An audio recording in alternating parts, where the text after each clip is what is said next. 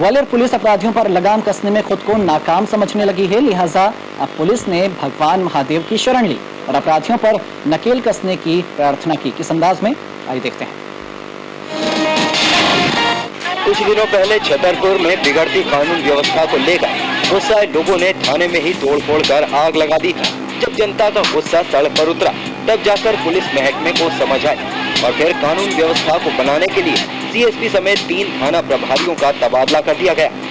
अब जब ग्वालियर में भी हालात बद से बदतर हो गए हैं,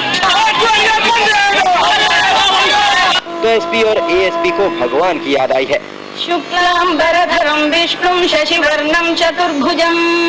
ग्वालियर में शांति कायम करने के मकसद से ये दोनों अधिकारी दल बल समेत अचलेश्वर महादेव की शरण में पहुँचे।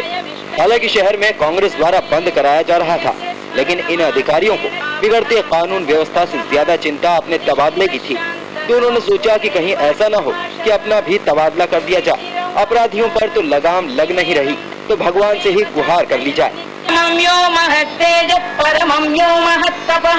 शायद कुछ काम बन जाए।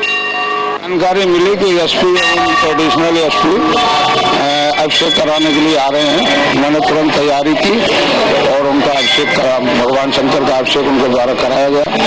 शहर में शांति कायम हो, गुंडों का साम्राज्य खत्म हो, इसलिए जो है एसपी साहब आए और भगवान शंकर की आराधना। हालांकि पुजारी ने कहा कि शहर में फिर से अमन चैन बनाने के लिए अभिषेक किया गया, लेकिन जब एसपी साहब से बात करने की कोशिश की गई तो वे तैयार नहीं हुए। जाहिर है, कहते भी क्या। इसे अपराधियों के सामने आत्मसमर्पण कर देना कहें, ये अपने तबादले का डर। शहर में अपराध रोकने में नाकाम साबित हुई ग्वालियर पुलिस अब अचलेश्वर महादेव की शरण में आ गई है। अब देखना यह है कि अचलेश्वर महादेव उनकी अर्जी स्वीकार करते हैं या फिर शहर में शुरू हुआ अपराधों का सिलसिला किसी अधिकारी के तबादले के साथ ही समाप्त होता है। Deepak Tiwari, ETV news, Gwalior.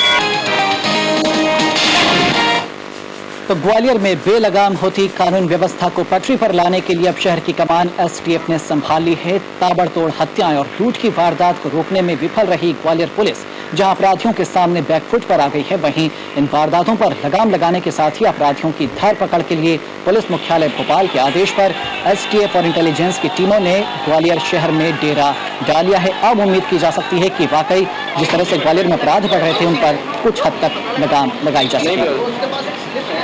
बहुत सारे नंबर और टेलीफोन लिखे हैं, उन सबको फोन कर रहे हैं। अच्छा, 26 दिन और 11 हत्याएं। ग्वालियर के वर्तमान सूरत हाल को देखकर तो वसीम बरेलवी का ये मशहूर शेर याद आता है, कहां तक आंख रोएगी, कहां तक किसका गम होगा, मेरे जैसा तो यहाँ कोई ना कोई बोझ कम होगा। ईटीवी न्यूज के लिए ग्वालियर से दीपक तिवारी।